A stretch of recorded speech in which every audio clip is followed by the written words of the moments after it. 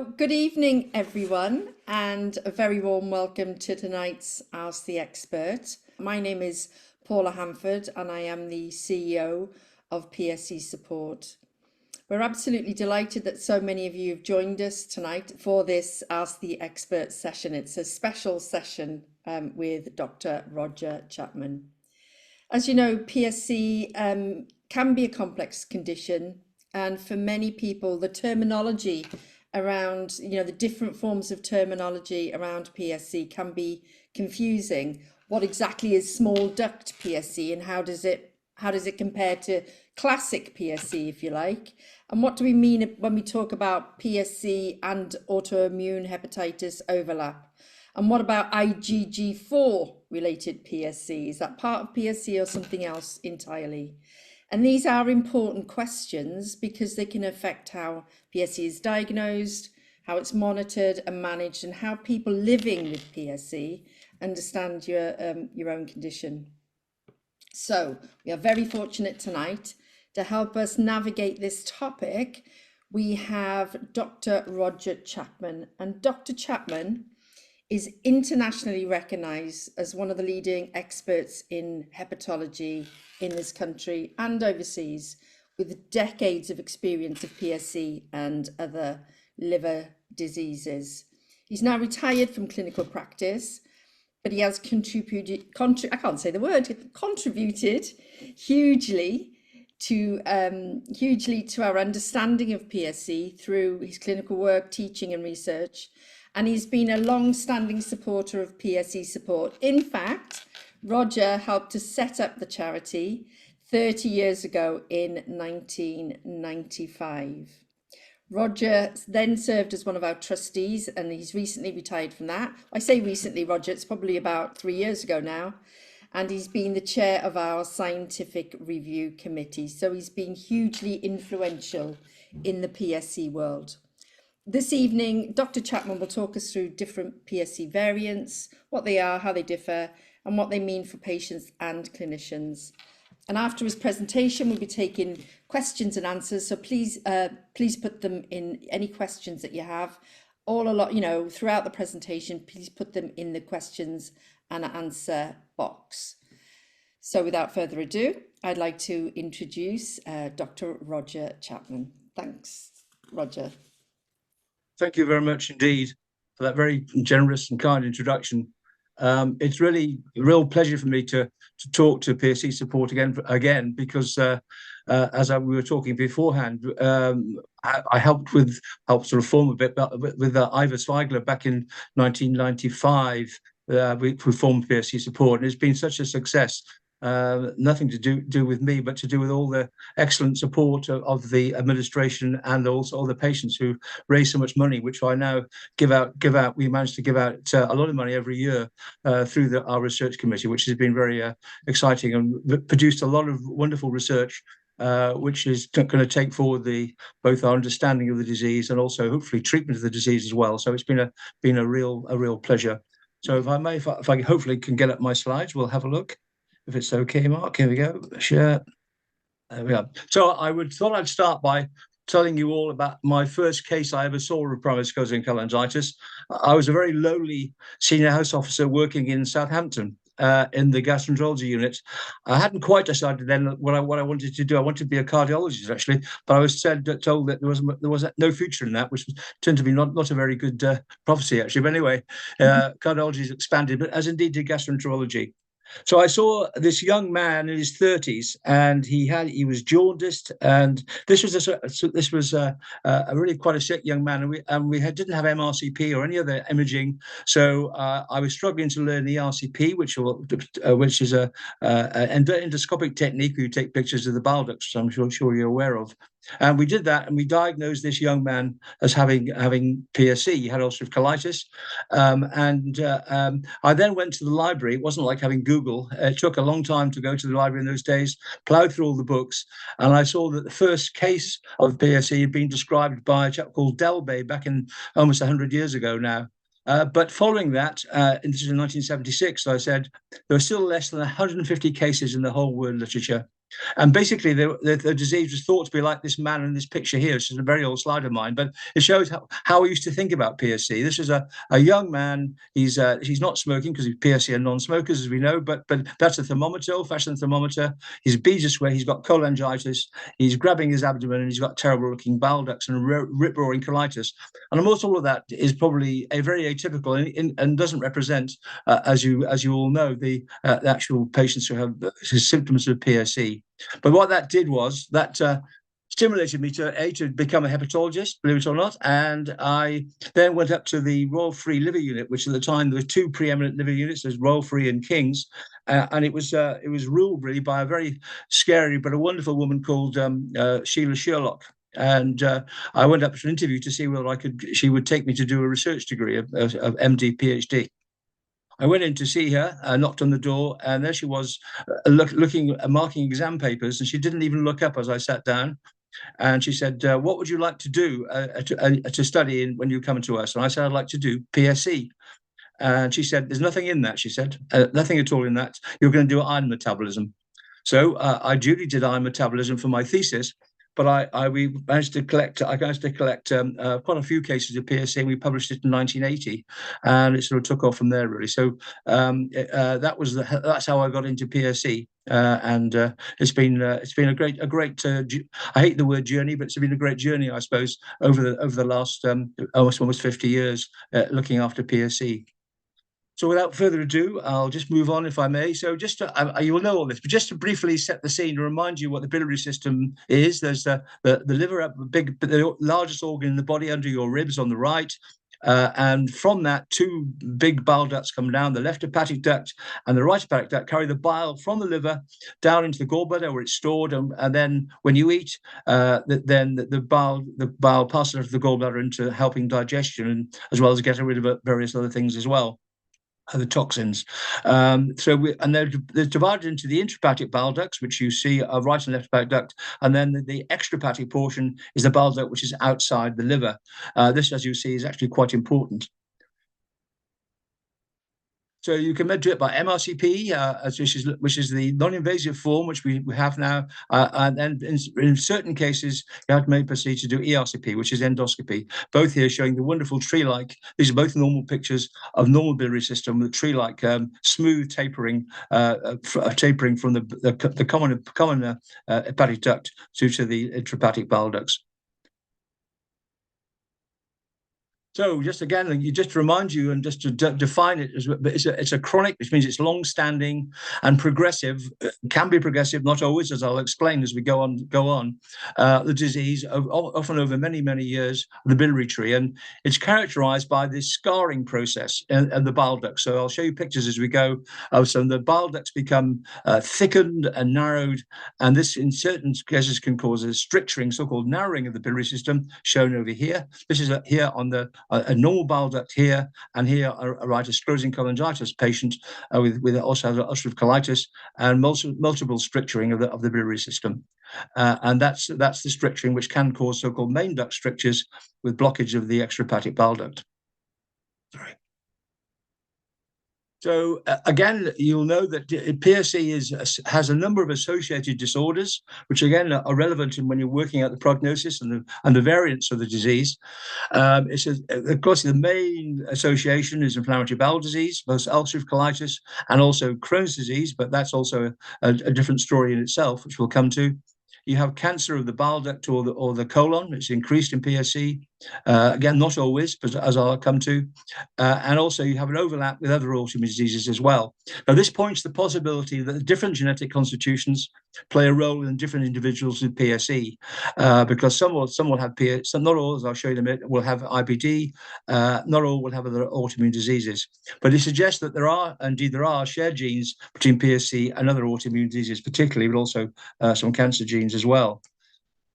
So normally it's known as particularly had to have male predominance. And here you see an enlightened male here. Male predominance being the feature, was thought to be the future of PSC, but as we know, can also affect females. And just to move the picture slightly here, sorry. I just move i.e. Paula, aka Paula, and myself down in the picture. So PSC in 1976, there was just thought, when I saw that young man back in that time, there was only really one thought of disease, a very severe disease which caused jaundice. And then we realized there were different associations. First of all, there was IBD, 70-80% of IBD, and also someone have ulcerative colitis, someone have Crohn's, and that becomes important, as I'll show you. Some, about 15%, do not have IBD, although some of them will go on to develop it over time. And some will have, as Paula mentioned, the really quite recent disease of IgG4-related biliary disease, in about 5%. Now we now realize that these different distinct types have completely different clinical courses and prognosis. I'll try and attempt to elucidate those for you tonight. Going back to IBD, first of all, because it's so important. This is quite an old slide of mine from Oxford about 10 years ago. And we looked at the distribution of the patients. 21%, as I showed before, didn't have IBD. And then Crohn's, 13% had Crohn's. Majority of patients have ulcerative colitis. Well, but when we looked at it, thought we thought it'd be a good thing actually to look at Crohn's disease and see what it was like, because we had the impression that Crohn's disease patients did better. And that indeed turned out to be the case. It's really quite marked differences. Unlike PSC UC, people with PSC Crohn's disease were as likely to be as female as male. So 50% versus a big difference. More commonly had small duct PSC, which has major prognostic implications, and much less commonly progressed to cancer of the liver and probably of the colon, and less chance of going on to liver transplantation. So this was, really quite major differences, which has been, I'm glad to say, borne out by other findings since. So again, you're looking about PSC, what the variations in PSC, there are really a number of combinations with different prognoses. You can have extrahepatic PSC with large duct, with only extrahepatic ducts involved, intrahepatic only involved, both involved, which is the commonest sort. And in this group of patients, there's no need for liver biopsy to confirm the diagnosis. In contrast, small duct disease, as I'll show you, will have normal bile ducts. And in that situation, it's mandatory still, even in this day and age, to do a liver biopsy to make the diagnosis, because the diagnosis is made in that situation. Now, also to say that it is associated with inflammatory bowel disease, and indeed, IBD can develop some years after diagnosis of PSC, but not infrequently develops the first time after liver transplantation, interestingly, for PSC. So it can develop, and that's why, hopefully, you're all receiving 5 yearly colonoscopies, even if you haven't got diagnosed IBD. If you're not, you probably should be. And each variant, as I say, has a different clinical course. So if you look at just the simple first, very commonest things first, if you look at intrahepatic versus extrahepatic PSC, so intrahepatic, again, the liver comes in. These ducts here are in the liver, above and then below the colon. But when they join, that's extrahepatic, and they have really quite different symptomatologies. If it's intrahepatic with a sparing of the extrahepatic bile ducts, you will get progressive liver disease, usually, not always, but usually, which can cause biliary cirrhosis, liver failure, and require liver transplantation. In the lower duct, as I already mentioned, you have a so-called dominant stricture, which completely blocks the flow of bile.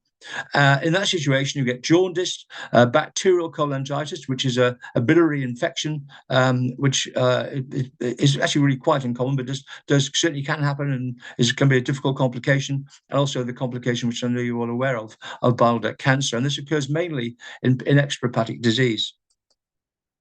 And I mentioned the colon cancer risk. Again, I think, if you have PSC, there's a 30% risk of developing dysplasia, early cancer at 20 years, which is why, hopefully, you have early colonoscopies straight away, and this can be picked up early. And if you're not getting early colonoscopies, you should be. Hopefully, the doctor will do that for you, wherever you may be. If you have PSC without UC, the risk of colon cancer is hardly raised at all. This is interesting. And that Crohn's disease, again, much less of a risk. And you may ask, why am I getting a yearly colonoscopy for Crohn's disease? Well, I think the jury's out really as to whether that needs, but certainly the risk is much lower in Crohn's disease. Moving on to variants and overlaps, I've already talked about small duct PSC, and we'll talk more about it in a minute because it's very important. As Paula intimated, there's an overlap syndrome with autoimmune hepatitis, and we're going to deal with IgG4 related cholangitis. So this is what small duct PSC is. It's a unknown cholestatic liver disease, chronic liver disease, a normal cholangiogram. But we have this amazingly, this is the bile duct is here, and normally it'd be a nice smooth outline around that bile duct. But what happens is you get scar tissue around that bile duct, so-called concentric or onion skin. It's like an onion, and that's a characteristic diagnostic lesion in the liver of sclerosing cholangitis. When you have that, and if you have the presence of IBD, that's quite clear. It is a form of PSC. There are other diseases which I won't go through, which can give you sclerosis of the bile ducts, but it can be very commonly seen in patients with ulcerative colitis and particularly Crohn's disease. So it has a similar median age, small duct to large duct disease, about 38. It can occur in children, though, and can occur in elderly, more elderly patients. Again, there is a male predominance. And again, there's a 4-to-1 incidence of UC to CD in the 81% of the patients. But the difference is that the patients often have early disease. The majority of patients will have early disease. So we looked at the follow-up of these patients. This was, I think, quite an important paper we did. We Scandinavians and ourselves in Oslo and Sweden. We looked at all our patients, and we looked at patients with small duct disease. And we noted for the first time that the patients went on over a period of about 13 years. About 1/4 of them went on to develop large duct PSC, but 75% of them didn't, and they stayed well. None of the patients had cholangiocarcinoma in that group, and the risk of going to liver transplantation was much reduced, and that was only in the patients who developed large duct PSC. And if you look at the survival, we were actually astounded by these results, actually, as to how good they were really. So this is a transplant-free survival over a 15-year period. And in the solid bar at the top is small duct disease, and in the bottom is the hatched area is patients who had large duct disease. And you'll see that in terms of requiring a transplant, it was much rarer in patients over 15 years in patients who had small duct disease. So a really marked contrast in prognosis. So the conclusions from all that is, just to recap for you, you have a normal cholangiogram, you have an abnormal liver biopsy with this fibrosis again shown around it. It's common in Crohn's disease. It's not associated with cholangiocarcinoma, probably less chance of getting dysplasia and colon cancer. But interestingly, I won't show you the slides, but ursodeoxycholic acid clearly does not help. So there's no indication for urso in patients who have small duct disease, and it has better prognosis. So just to summarize for you, again, I don't want to repeat it again, but that there are various sort of clinical phenotypes. The clinical phenotype is the type of disease that you get with a certain condition. There's IBD associated, non-IBD associated, large duct and small duct, and there are various factors which I'll mention in a minute, which with large duct disease, which can influence prognosis. So this came from about 2010. A group of us got together in Oslo. We formed an international PSC consortium, which has been a very amazing, really, group. Which what it did actually got all the experts from the whole world together. And we meet on a regular basis every 2 years. And I've actually stopped going about 2 years ago now, sadly. But it was a great forum for A, meeting other people in the condition, and B, for doing very important joint collaborative studies, which have been producing great results. So then one of the people in the group got together all the patients from the consortium, which was about over 8,000, about 7,900 patients back in 2017, and looked at all these sort of phenotypes which I've been talking about. So we'll call them low risk and high risk. So females basically do have a lower risk of going on to progressive liver disease, require transplantation, and males, small gut mentioned, do better. Intrahepatic disease, they do better. No IBD do better than IBD, and Crohn's do better than UC, as I showed you. If you keep low enzyme levels just below the upper limit of normal of a liver blood test called alkaline phosphatase, you have a normal or low level, the patients do very well. And a normal IgG4, I'll come back to IgG4, but some few patients that come back who do have PSC, don't have IgG4 disease, have a slight elevation in their IgG4, which actually is associated with a higher risk of progression. And then there's a blood test marker called the ELF test, which is a marker of different measures different things in the blood, of fibrosis scores and everything else. So a low ELF score, you do well, and a high ELF score, you don't do so well. So what that means is, as a PSC doctor, you can sit down in the clinic and go through and decide whether that patient is low risk or high risk, and certainly that's a very useful risk stratification. Then on to the PSC overlap syndrome. As I alluded to already, that the there are a number of four basically autoimmune liver diseases. There's primary biliary cholangitis, which had, I think, a major World Health Day last week, I think, and autoimmune hepatitis, PSC, and IgG4 disease. Overlaps occur, so an overlap occurs between autoimmune hepatitis and primary biliary cholangitis. However, PSC, you'll notice, does never overlaps with PBC. They can be quite similar in terms of their presentation, the abnormal liver function tests, itching, fatigue, but they are quite separate diseases, and there's no overlap. Autoimmune hepatitis, there is an overlap, as I'll show you, and there's where it is actually controversial where there's a true overlap with PSC and IgG4 disease. Again, I'll cover that in a minute. So if you look at the PSC, group of PSC patients, group of patients who have autoimmune hepatitis with typical antibodies and typical liver function tests, abnormality with high enzymes, high transaminases, and also have typical changes on liver biopsy, about 6 to 8% of patients will have overlap between autoimmune hepatitis and PSC. It often can manifest that the autoimmune hepatitis can predominate early on, and as the disease progresses, the PSC becomes more obvious. That's certainly true in children, I think, who children can present with PSC with an autoimmune type disease. It used to be called autoimmune sclerosing cholangitis, a term which I hate, but there certainly is an overlap. And the treatment this is how we defined it. Again, we got together, a group of us, a long time ago now, 15 years ago, and we did a case review and decided that PSC overlap syndrome is an ill-defined immune-mediated disorder characterized by the liver biopsy features of autoimmune hepatitis and the bile duct changes on cholangiography of PSC.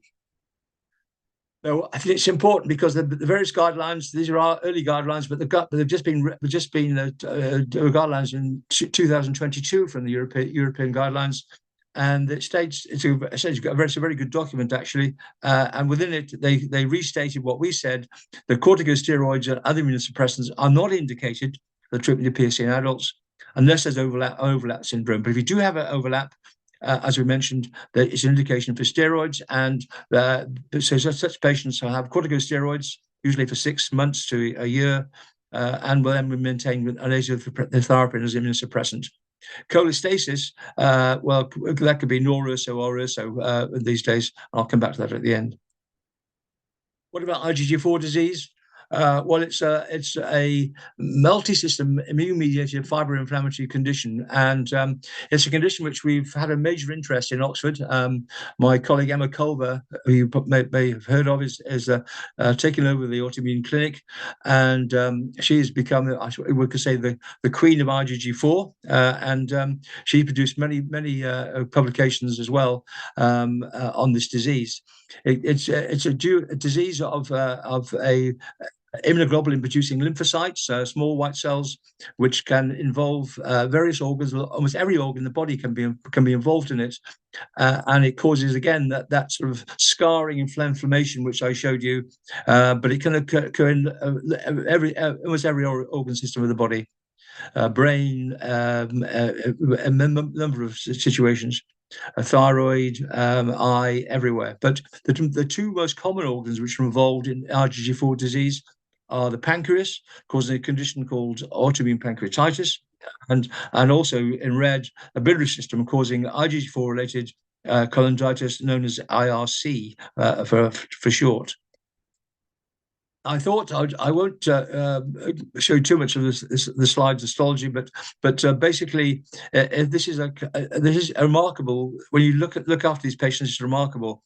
They will present again. This is identical actually with a patient with PSC. This is an IgG4 related patient, a man. Again, it's male predominant, just like PSC. Very common, particularly in Asia, in Japan and China, who first reported this condition.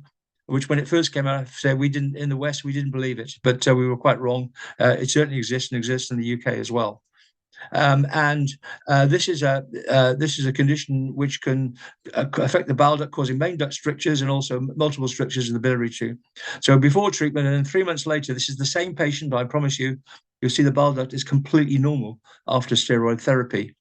This is actually what there's again a story involved here. I didn't believe that the condition existed. We diagnosed it first about 2001.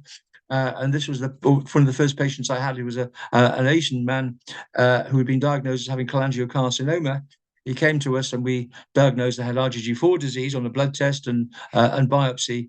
And gave him some steroids, and he completely recovered. And he then very kindly asked me to his daughter's wedding about 5 years later. So he's done very well and didn't have cholangiocarcinoma. So again, the question arises has been arising is it one disease or are they related? And the reason for this was that unlike PBC, where very rarely you have IgG4, you do, as I mentioned already, have low levels. This is Oxford patient. This is not Oxford patient. It's a patient from the States, but it's the same in Oxford. 9% of the patients with true PSC will have a slightly raised IgG4.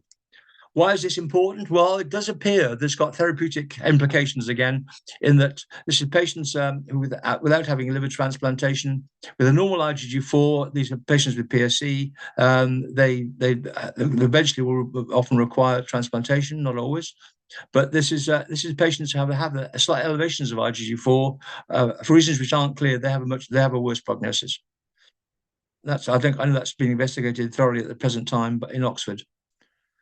So, to sum up, is there a true overlap syndrome between PSC and IgG4 for cholangitis? They're both autoimmune diseases. They have some shared genes, but not very many. They do have similar bile duct changes, but they respond very well to steroids, immunosuppression therapy. They have different disease associations, and IgG4 really has no strong association with IBD, only a slight one. There's only elevated, and the levels in PSC patients a few PSC patients are very low. So I think on balance, I think it's accepted the PSC, PSC and IgG4 are very separate conditions, and they're not true overlap in that stage. So just thought I'd finish about the possibility of treatment. I think just aim. I think I can, as I'm now retiring, I can talk about the future as people often do, and I think that. I think Norurso, you may have been involved in trials of Norurso, and the results were produced, I think, when the EASL meetings very, very recently. And we were involved in the first trial, and I was actually on the trial committee, I'm pleased to say. And what they gave Norurso for almost 3 years, not quite 3 years, and they had liver biopsies before and afterwards. And they had a control group of PSC patients who had placebo. And they found that about 15% of the patients with Norurso actually improved either their liver function tests, and the liver biopsies did not worsen over a 3-year period, whereas much higher percentage of patients who didn't have treatment developed higher liver function tests and also had worsening in their scarring in their liver. So it does appear to be really a useful drug. I think it will find a place in treatment if it's cheap enough. Depends how expensive it is, but I don't. Unfortunately, it's not silver bullet. It's not going to cure 100% of patients. It's going to help a small percentage of patients with PSC. I think, putting it in context. Just to finish, I think a very topical subject, and I think I don't know if Paul is on the line, but there's a study I'll mention in a second in England, UK, I should say, of fecal microbiotic transplantation, so-called FMT, in PSC. And it's become really very trendy treatment in all sorts of liver disease, all sorts of conditions, is to measure the type of bacteria in the biome, the bacteria in the colon, and to see whether that may be driving the diseases, various diseases, number of diseases, actually extraordinary, liver diseases, a lot of liver diseases. And so there's interest in changing the biome in the colon. If it's going to put you haven't had your supper, it may put you for your supper. This, I warn you. But this was an initial trial, came from America, And a very small so-called pilot study, just 10 patients, 9 had ulcerative, 1 had Crohn's disease. They, via colonoscopy, infused normal stool culture into the colon, had no adverse effects. And in PSC, there's a reduced number of bacteria in the colon, an increased amount of a bacterium called Veillonella. And they managed to change that, and just with one infusion via colonoscopy of fecal transplantation. And interestingly, they also, by doing that, produced a 30 to 50% decrease in alkaline phosphatase. Now, there's a big study going on in, I know, in Europe, and also there's a study, Palak Trivedi in Birmingham is doing a study called the Fargo study. I think Paula will correct me, but maybe funded by PSC. But it is, I think it is, it's a great thing to be studying. Yes, partly funded by us. Partly funded. It's a great study, and so it's great to be associated with it. Before I was before I was the chairman of the scientific committee, before my time, but it was a great thing to fund.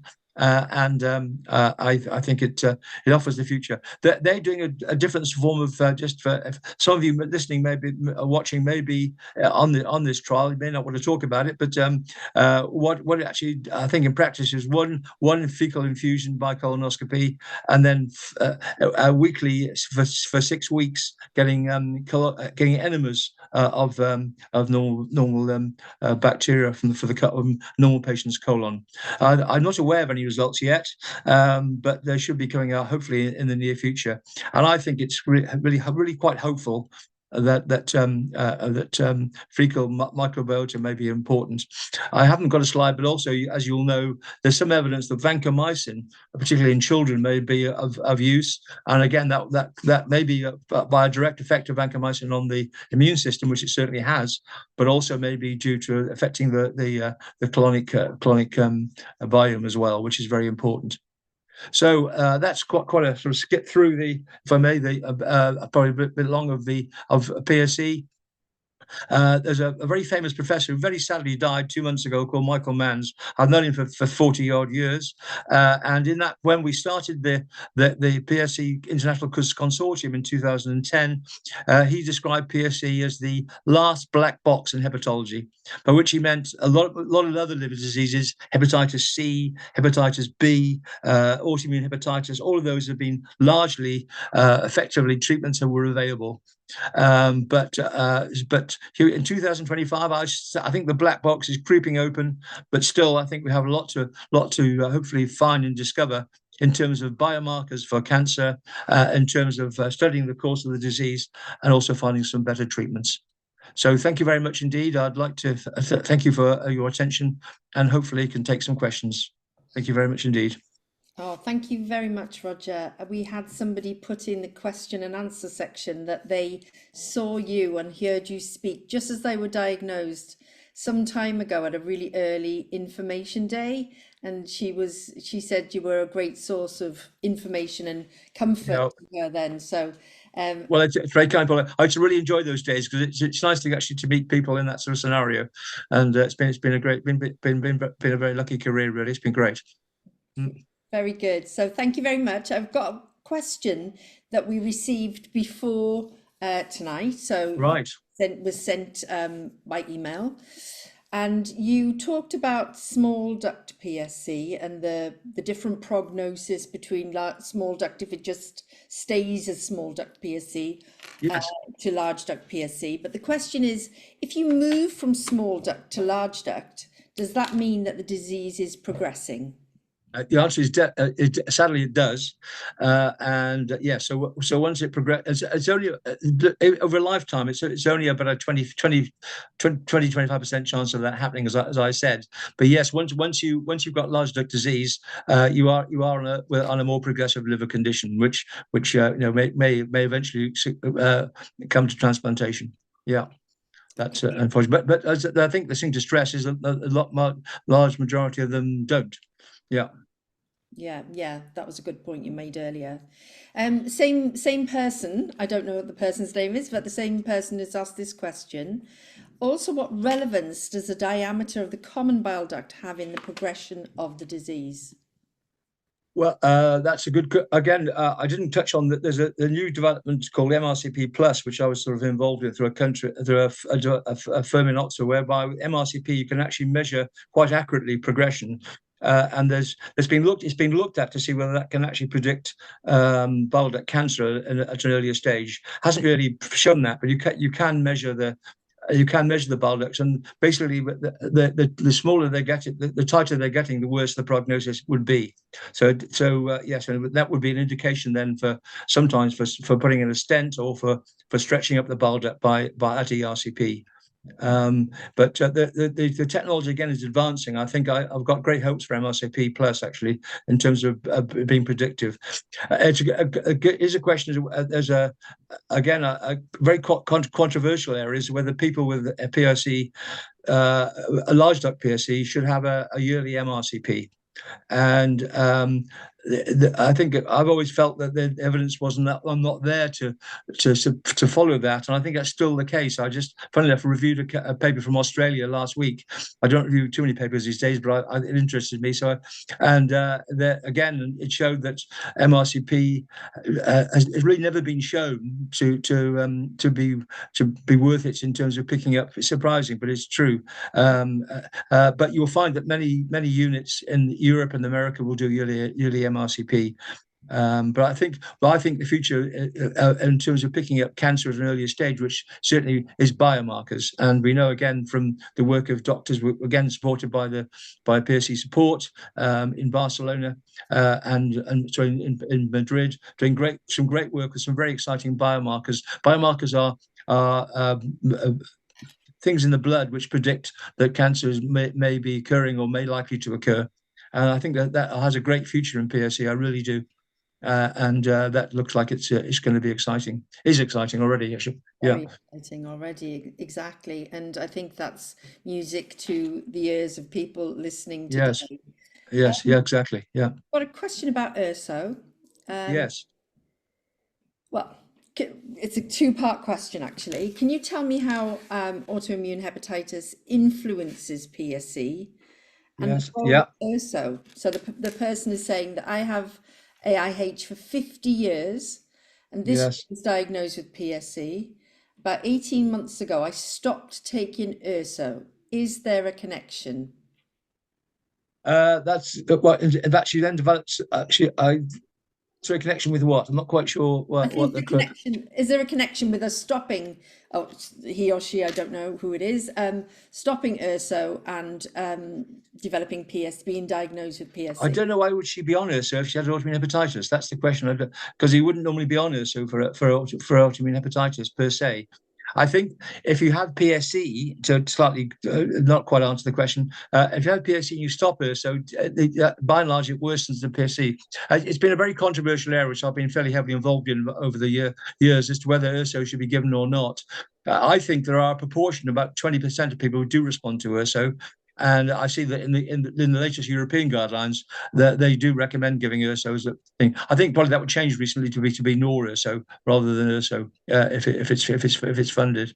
But it is true that if you have the good news is if you have autoimmune hepatitis variant with PSC, your prognosis is better by and large in the long term. Yeah, so which is good. Yeah. Why do you think that is, Roger? Has there been any research on that? That's a very good question. Maybe a slightly different, a more autoimmune component. Maybe I don't know. I don't know. I wish I could answer that. I don't know. But it would appear to be a fact. The patients who do have autoimmune hepatitis presentation will do better. And then, but by and large, particularly in the children, over the years, the autoimmune hepatitis sort of dies off, if you like, becomes quiescent, and then the PSC takes over. Okay, thank you for that. So we've had somebody posting that they were diagnosed with UC and PSC at the same time. And a different person has asked, is it possible that both UC and PSC develop at the same time? I've always had somebody. I'll answer that differently. So I can put it. I think UC PSC is a different condition to UC. There's quite good evidence for that now. So it's a condition in its own right.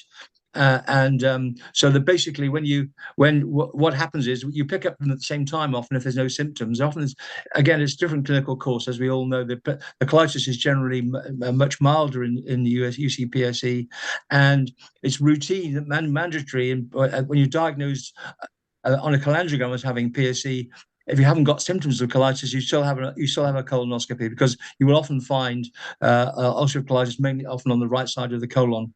But as a rule, the colitis forms a difference, or it's milder. Despite the fact it has a higher cancer risk, it's actually, in terms of inflammation, in terms of causing attacks, it's generally much milder. And it's also, as I said, quite an interesting phenomenon that once you put a new liver in, the colitis often gets worse, which is a phenomenon in itself unexplained. But I think UC and PSC are complete. UC PSC is a different disease genetically, completely. There's some cross overlap of genes, but not very many. It's a separate condition. Yeah, it's so interesting. We've had we've got 15 questions, so I'm trying to get through as many as possibly can. Somebody's asking how they don't know if they've got large duct or small duct PSC. They're living in a different country, in Mexico. They have been diagnosed with PSC, but not a specific type. What should they ask their hepatologist? They certainly should. Yes, no, they should. They should ask that. That's right, because it really makes a huge difference. As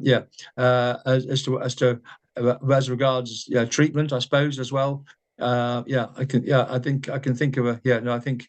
Certainly should. There's quite clear evidence that Ursu doesn't help that. That doesn't help that really. So it may influence treatment. And also, but I think as a patient, I would like to know whether I had large duct or small duct disease, and the patient should be told that. Absolutely. Okay, so ask them Yeah. what type of Yeah. PSC you have. Another question about small duct. How do you monitor progression if small duct if MRCP does not show anything and LFT are pretty normal? Well, it won't. By progression, we mean developing changes on the cholangiogram. So that you would monitor that by monitoring liver function tests on a yearly basis and monitoring symptoms. So if they develop symptoms of itching or rarely cholangitis, for example, that would suggest that the large ducts are involved, and then you would do a cholangiogram, MRCP. And then if MRC, that cholangiogram then will tell you whether the large duct disease has developed and it's progressed. It's not routine to do a MRCP routinely in small disease unless there are a change in symptoms or blood tests. Okay, another question with about small duct, large duct. Probably quite an easy question for you to answer. Are intrahep and extrahepatic ducts and large and small ducts the same thing with a different name? No. So the intrahepatic and large ducts are, when we're talking about small duct PSC, we're talking about microscopic under the microscope. So that's how it's diagnosed, small duct. The large duct, the other ducts, the large ducts on the cholangiogram will be, even the small ducts you see on the cholangiogram will be normal with no narrowing. Okay, thank you very much for that. IgG4. Right. Can it be diagnosed by liver biopsy during ERCP? So the person is saying, I'm having an ERCP due to sudden onset of pruritus and elevated liver biochemistry and suspicion of dominant stricture. My IgG4 is raised and the IgG4 IgG1 ratio is slightly over 0.24. I'm wondering if biopsies of strictures taken during the ERCP would also reveal IgG4 disease. That sounds like the patient so does have IgG4 disease. That has to be said. I don't think you can't really do a liver biopsy of the RCP. What you can do is you can do a brushing of the bile duct. So there's a main duct stricture, because there is a slightly increased risk of cholangiocarcinoma 2 and IgG4 disease. You would certainly you don't biopsy directly at the time of ERCP, but you would only do an ERCP again, I think, if there's a main duct stricture, so the patient is jaundiced or has cholangitis. And if that's the case, you certainly do a brushing, a cytology, so-called, at the RCP, and then you probably would relieve the obstruction by doing a dilatation and by putting a stent in temporarily. Yeah. Yeah. So so I was just going to answer something and it just jumped. So ask. So this person was diagnosed with PBC a year ago. Right. This year Really? he had I'm not sure if it's a he or she, had an MRCP which showed dilated bile ducts at the border of liver segments 7 and 8, measuring up to 3 millimeters. The diagnosis is PSC. Now, is this diagnosis reliable? Well, again, it's hard to comment, but in PBC, there are diagnostic antibodies, antimitochondrial antibodies, which are present in the vast majority of people who have PBC. They're not present in PSC. So having said that quite firmly, I've never seen a crossover in the whole of my career between PBC and PBSC. If she has got proven stricturing in the bile ducts, but just one stricture would be slightly worrying me. I think you'd have to have multiple strictures to say the patient's got PSC. And if she's got antimitochondrial antibodies, otherwise PBC, it may be other atypical form of PBC, I would suggest. But I'm saying all this without seeing any of the data, so I shouldn't be doing that really. Yeah, but still, yeah. And I didn't quite get from that whether it was diagnosed with PBC, but then actually they re-diagnosed. Maybe a misdiagnosis of PBC. Yeah. There is a type of PBC which is called AMA negative PBC. That's measured normally on a liver biopsy changes, which are characteristics of PBC, which are a bit different to PSC. Well, very different to PSC. Yeah. Okay, I presume it's a parent of a 15-year-old asking a question here. PSC, UC, and AIH in a 15-year-old, asymptomatic. Could it be that over the years he will remain without symptoms, or does the disease necessarily have to progress? I think it, and sadly, I think it is likely that the PSC component of that will progress. And that so that it means clearly should be monitored at least on a yearly basis with liver function tests, and if any symptoms develop at all, or there's significant worsening in the liver function tests, then they should have repeat cholangiograms and a yearly, obviously a yearly ultrasound anyway, which every patient should have as well for looking at the gallbladder. So I think my feeling would be that it's likely to progress in the young child with the PSC over time, and you have to follow them closely is the answer. Yeah. You mentioned vancomycin in your introduction, in your presentation. The question here is, what are your thoughts about vancomycin as related to microbiome impacting in PSC? Well, I did actually. I think I did an article on. I think still on the website on vancomycin, which so you can basically. I think the thinking is not sure whether it alters the biome or whether it actually alters. It has an effect on the immune response as well, which is lymphocytes in the gut. So I can't entirely answer that. It's clearly you think it would affect the biome, and it's a very good question. I'm not sure any data is showing whether the biome has been assessed before and after vancomycin. It's a very good question actually, but I can't answer that thoroughly. But I'm sure it would have an effect on the biome, and whether that may be why it appears to be quite useful in some patients with PSC. I can't answer. Okay, thank you for that. So another parent. We have a couple of parents at least on today. My son is 8 and he has PSC autoimmune hepatitis. Does URSO help with this? They said that he's refusing it at the moment, but does he is receiving it? Refusing it at the moment. Sorry, receiving it. He's getting it. He's refusing it. He's saying he's refusing it. Well, I think strictly there's no strong evidence that URSO helps PSC. It's very controversial. It certainly helps liver function tests, I think I say it's still in the European guidelines. You should try it. So I think if he has a child with autism, the main way of treating them would be corticosteroids. So I think it's quite reasonable he refuses it. for the time being, and just to keep an eye and see what happens. And as these liver function tests become more cholestatic, higher alkaline phosphatase, then they could certainly try a new treatment, which may be NORISO or whatever, or fecal transplantation. But I think at the moment, as a young child, it is quite sensible just to treat him with the corticosteroids. Very good. That's I'm sure that's very comforting to know. I'm sorry if you can hear noise from my upstairs. It sounds like I've got a herd of elephants, but It's okay. it's boys just walking around. I don't know what they're doing. Yeah, Anyway, that's all right. apologies. Another question about small duct PSC. So this person has small duct, no IBD. I was given a acoustic bowel test prior to deciding if a colonoscopy was necessary, and then was not given a colonoscopy. Was this bad practice? Now that seems to me that That's different. I mean, acoustics is looking for blood in the blood and to see whether any colon cancer risk. I think it's just slightly unproven as to whether patients with small duct PSC require regular colonoscopy. I think under the guidelines they should have it on a regular basis. So I'm surprised that she was refused colonoscopy. And also, if she has a positive poo test, that was certainly, I would say, in itself is an indication for colonoscopy. So I think she needs a colonoscopy. okay, so please do push for a colonoscopy. Let's have a look.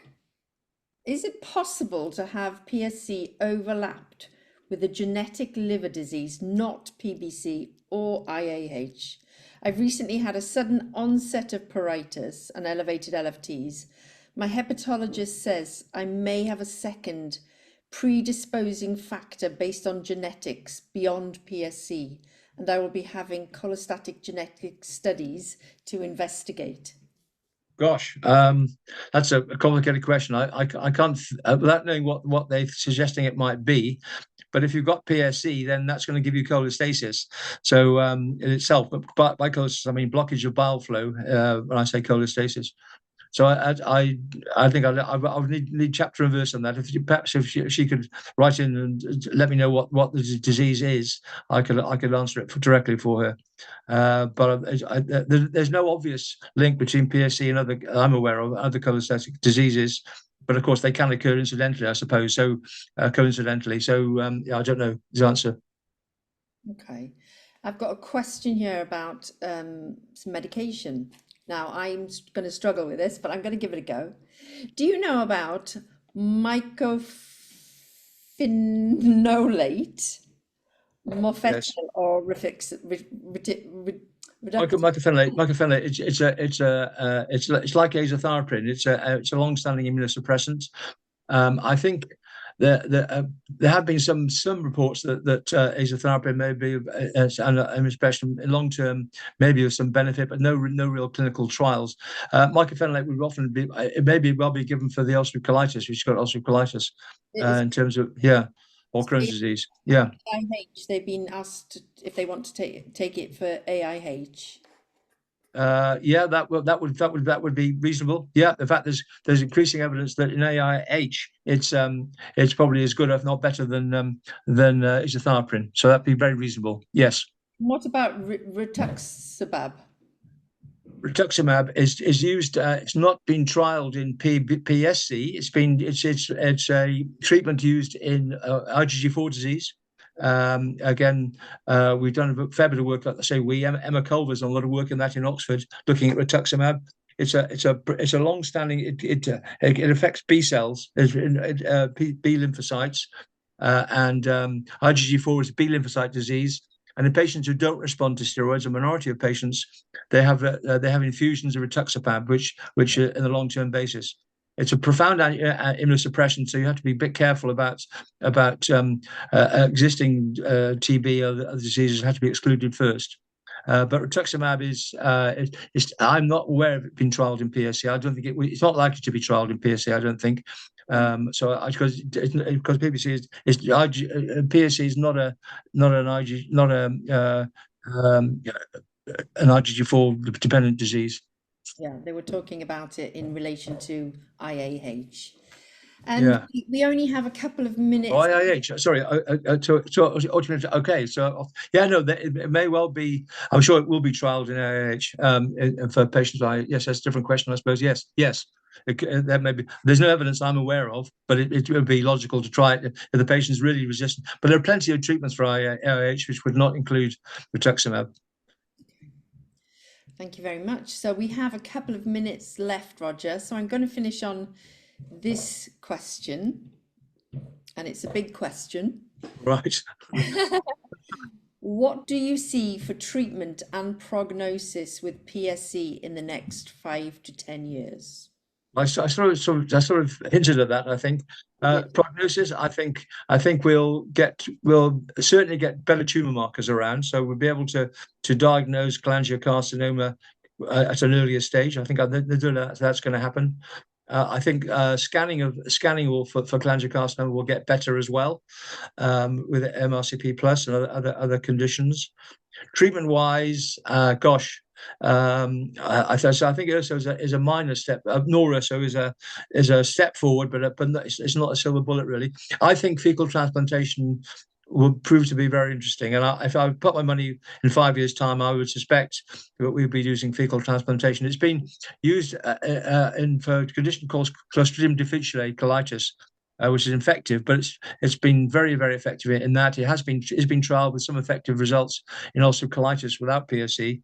So I think that maybe fecal transplantation would be where I would say. There are some other things in trial which are of some interest, but none look particularly exciting at the moment to me. So I don't know really. Yeah. Okay. Well, Dr. Chapman, thank you so much. We are now at Pleasure. 8 o'clock, so we are going to close the Ask the Expert for this evening. But thank you so much for very generously giving us your time and your. No, it's been a pleasure. I couldn't. I mean, PSC sport's been part of my life really. So it's been nice to be able to finish out on PSC support. Good, very good. Very much appreciate it. And thanks to everyone who's joined us this evening. Thank you so much, Dr. Chapman. Thank you. Pleasure. Okay. Thank you very much indeed. Bye bye, everybody. Thank you very much. And good luck, everybody. Thank you.